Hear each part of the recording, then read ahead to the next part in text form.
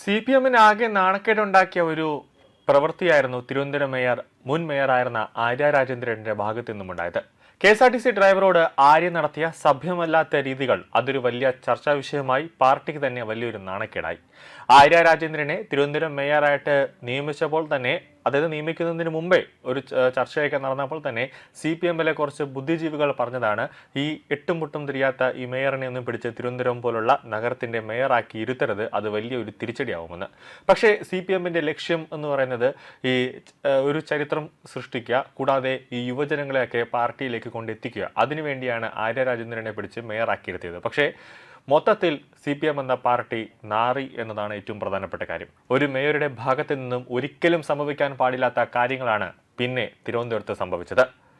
അന്ന് യദുവിനെ കൊടുക്കാൻ ആര്യയും ഭർത്താവ് സച്ചിദേവും കൂടാതെ മന്ത്രി KB ഗണേഷ് കുമാറും ഒക്കെ ഒരു നാടകം കളിച്ചപ്പോൾ ജനകീയ കോടതി ഒരു വിധി എഴുതി, ഈ 3 പേരും ഇനി വീട്ടിലിരുന്നാൽ മതിയെന്ന്. അങ്ങനെ ഇപ്പോൾ നടന്ന നിയമസഭാ തെരഞ്ഞെടുപ്പിൽ ബാലുശ്ശേരിയിൽ നിന്ന് സച്ചിദേവ് MLA പരാജയപ്പെടുന്നു. പത്തനാപുരത്ത് നിന്ന് 8 നിലയിൽ പൊട്ടുന്നു KB ഗണേഷ് കുമാർ. അങ്ങനെ ഇപ്പോൾ ഈ 3 പേരും ഇപ്പോൾ വീട്ടിലിരിക്കുകയാണ്. ആര്യ രാജേന്ദ്രനാണെങ്കിൽ CPM-ന്റെ ഒരു പാർട്ടി പരിപാടിയിലേക്കും പോകുന്നില്ല. CPM-ലെ ഒരു നേതാക്കന്മാരും ആര്യ രാജേന്ദ്രനെ അടുപ്പിക്കുക പോലില്ല. യദുവിന്റെ പേരിൽ പോലീസ് എടുത്ത കേസ് അത് തെളിവില്ല എന്ന് അന്ന് തന്നെ ഉയർന്നതാണ്.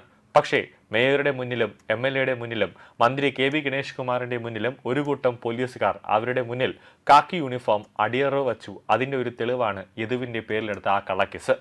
നിലവിൽ മുൻ മേയർ ആര്യ രാജേന്ദ്രനും കുടുംബവുമായി നടുറോഡിലുണ്ടായ തർക്കത്തെ തുടർന്ന് ജോലി നഷ്ടപ്പെട്ട മുൻ KSRTC താത്കാലിക ഡ്രൈവർ യജു കൃഷ്ണൻ തനിക്കെതിരെ ഔദ്യോഗിക ആരോപണങ്ങളെല്ലാം കള്ളമാണ് എന്ന് തെളിയിച്ചിരിക്കുകയാണ്. അതായത് യദുവിന്റെ പേരിൽ ചാർത്തപ്പെട്ട സകല കേസുകളുമെല്ലാം അതിനൊരു വ്യക്തമായ തെളിവില്ല എന്ന് യദു ഇപ്പോൾ പറയുകയാണ്. അത് വിവരാവകാശ നിയമപ്രകാരം KSRTCക്ക് കൊടുത്ത കത്തിനിലാണ് അവർ തന്നെ KSRTC തിരിച്ച് യദുവിന് കൊടുത്ത മറുപടിയിലാണ് അക്കമിട്ട് ഓരോ കാര്യങ്ങളും പറയുന്നത്.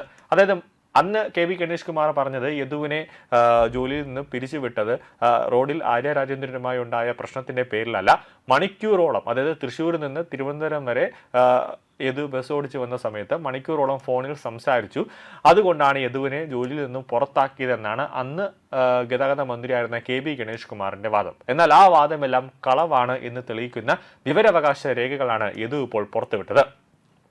ആര്യ രാജേന്ദ്രനുമായുള്ള പ്രശ്നം മറച്ചുവെക്കാൻ മന്ത്രി അന്ന് ഉന്നയിച്ച ആരോപണങ്ങൾക്ക് പിന്നിൽ യാതൊരു രേഖയുമില്ല എന്ന് KSRTC ചീഫ് ഓഫീസ് തന്നെ വ്യക്തമാക്കിയിരിക്കുകയാണ്.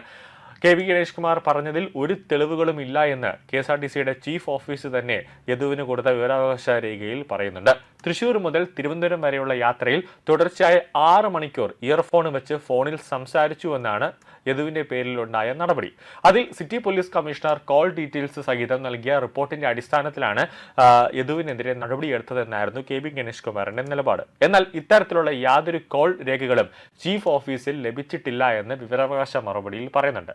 ആര്യയും ഭർത്താവ് സച്ചിദേവും സഞ്ചരിച്ചിരുന്ന കാറിൽ ബസ് തട്ടിയത് ആരോപിച്ച് 2024 ഏപ്രിൽ 27-നാണ് തിരുവനന്തപുരം പാളയത്ത് വെച്ച് രാത്രി 10 മണിയോടെ റോഡിൽ ഒരു വാക്കേറ്റമുണ്ടായത്.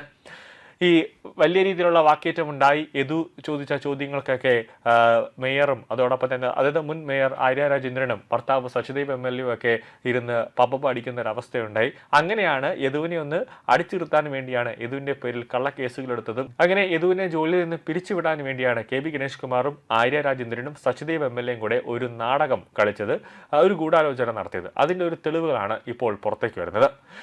കൂടാതെ കേസിന് കുറച്ച് ബലം കിട്ടാൻ വേണ്ടി മേയറോട് അശ്ലീലാംഗ്യം കാണിച്ചു എന്ന് കാട്ടി ഒരു പോലീസിനോട് ഒരു പരാതി പറഞ്ഞു. അതോടെ പോലീസ് കേസെടുത്തു. അതോടുകൂടിയാണ് യദുവിന് ജോലി നഷ്ടപ്പെട്ടത്.